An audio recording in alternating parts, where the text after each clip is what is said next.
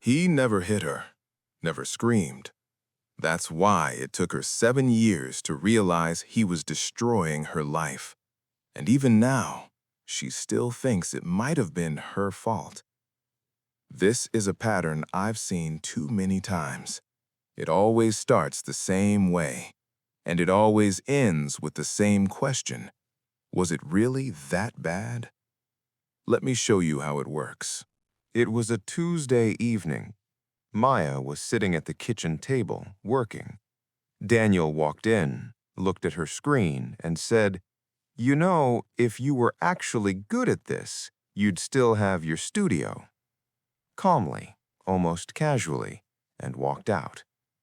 That was year 7.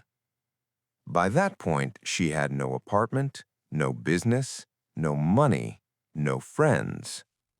He never hit her.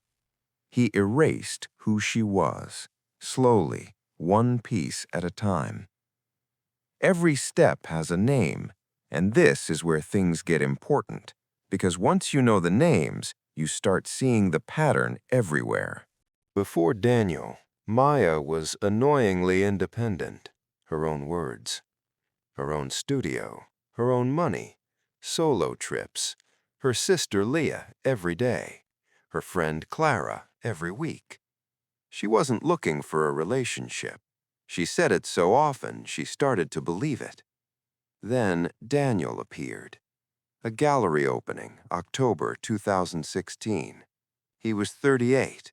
He didn't check his phone all evening, asked about her work and listened, actually listened. 2 weeks later, he brought her a first edition copy of a design book she'd mentioned once in passing. It wasn't dating. It was the feeling of being truly seen for the first time in her life. That's how it usually begins. That feeling has a name. Love bombing. Not love at first sight. A tool. Intense, overwhelming, perfectly timed affection designed to create dependency before you've had time to think. You don't notice it at first. It doesn't feel like manipulation. It feels like what you've been waiting for your entire life. That's why it works. And what came next? That's where it gets dark. The first 6 months, Maya lived inside a movie. Daniel cooked dinners, charged her phone, texted first in the morning and last at night. But there were small things. Most people miss them. You look tired. Maybe skip Clara's birthday. Once, then again. That Robin guy, is he really on your side? Seems like he's a little jealous of you. Not control, care, protection. It doesn't feel like isolation when you're inside it. That's the point. It doesn't start with, "You can't see your friends." It starts with, "I worry about how they treat you." It starts with love. Maya didn't notice it happening. Daniel became the filter through which she saw every other relationship in her life. One by one, the others faded. But that wasn't the worst part. Around month 8, something shifted. Daniel went quiet for a day. No texts, no explanation. When Maya asked, "I'm fine, you're overthinking it." Then suddenly, warm again, present, adoring. And the relief was so intense, it bordered on euphoria. This part is important. It's the same mechanic that makes slot machines work. That's why casinos are profitable. That's why it worked on Maya. Intermittent reinforcement. Unpredictable rewards create stronger attachment than consistent ones. When you don't know when the warmth is coming, you become obsessed with earning it. Maya stopped mentioning Clara, stopped bringing up work problems, stopped saying anything that might create one of those silences. She was training herself to be smaller. He never hit her. That's why she stayed. What happened next changed everything. "I never said that, Maya. You're imagining things." We never discussed that. Are you okay? I'm worried about you. You've been stressed. Maybe you should talk to someone. Year 2, and Maya's reality was shifting. She remembered conversations. He said they never happened. She brought up plans. He looked confused. Every time, calm, measured, slightly concerned, never angry, never loud. There's a name for this. Gaslighting. Most people think it's just lying. It's not. It uses your love against you. You believe him because you love him, and that becomes the weapon. Maya started keeping notes, secretly, after every conversation, the date, the time, what was said. She felt ashamed. It felt like evidence of her own insanity. It wasn't insanity. It was documentation of exactly what was being done to her. She just didn't know it yet. Most people don't.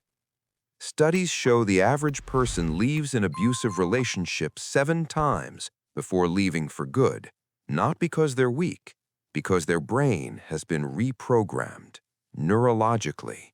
That's not a metaphor. And Maya, she hadn't even realized she needed to leave. Stop. Right now, think of one person in your life, partner, friend, boss. Ask yourself one question. Have you ever edited yourself around them, chosen your words, avoided topics, managed their mood? Remember your answer. You'll need it at the end. Year 3. Move in with me. It makes sense financially. Your apartment's too small for both of us. Her name wasn't on the lease. You're burning out. Close the studio. I'll support us for a while. Freelance from home. It sounded reasonable. It sounded like love. I've seen this exact scenario more times than I can count. Financial abuse, and it almost always looks like generosity. Not someone taking your wallet, someone restructuring your life so you gradually lose everything that made you independent. The apartment, his name. The car, his name. Your income drops, your savings disappear. By the time you notice, you can't afford to leave. And that's not an accident. Maya's income dropped 60%, savings to 0. And Daniel, who had suggested each one of these steps, now occasionally said, "I'm the one who's paying for most of this, Maya. A little gratitude wouldn't hurt." He never hit her. That's why no one believed her. By year 5, Maya was a different person. Clara stopped calling. Then she stopped answering. Then she disappeared. Leah, once a month, surface level. 3 years since she'd traveled alone. She no longer called herself independent. And yet, she loved Daniel, desperately. When he was kind, she felt more joy than ever before. When he was cold, more pain than she thought possible. Every feeling she had, good and bad, ran through him. He was the weather. And this is the part most people misunderstand. It wasn't love, it was dependency, created by pain and unpredictable closeness, over and over, until her brain couldn't tell the difference. Why didn't she leave is the wrong question.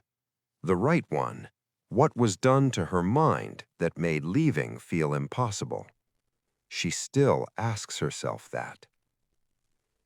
Tuesday, evening, kitchen table, a freelance project. Daniel walked in, looked, said it. "If you were actually good at this, you'd still have your studio," and walked out. Maya sat there for a long time, and for the first time in years, something inside her didn't break. Something got angry. The next day, she called Leah, the first real conversation in 3 years. Not everything, but enough. Leah was silent for a few seconds. Then she said, "Maya, You just told me about 7 years, and not once did you say you were happy, only what you did wrong. Maya opened her mouth to argue, and couldn't. She started reading narcissistic abuse, gaslighting, love bombing, trauma bonding, and with every article, 2 feelings at once: recognition and grief. She was reading her own story and realizing that the love she'd believed in was, in its structure, a system of control. 5 more months to leave, Leah's couch, freelancing again, a therapist. 2 years to feel like herself again, and she still sometimes wonders if it was really that bad. He never hit her. That's why she still wonders. That doubt, that quiet, lingering voice, is the last fingerprint of what was done to her. In the first year after leaving, she thought about going back, almost texted him several times, and every time she opened her phone and reread her notes, the ones she kept in secret because he told her she was crazy. Her own words, her own handwriting, her own reality. It wasn't the therapist that saved her, not her sister, her own notes. I keep coming back to that detail because it says something important. The truth was there the whole time. She wrote it down. He told her she was crazy for writing it, and that paper, not a person, is what pulled her out. So, one request. If right now, right this moment, there is a thought in your head that sounds like it's probably normal about something that causes you pain, write it down.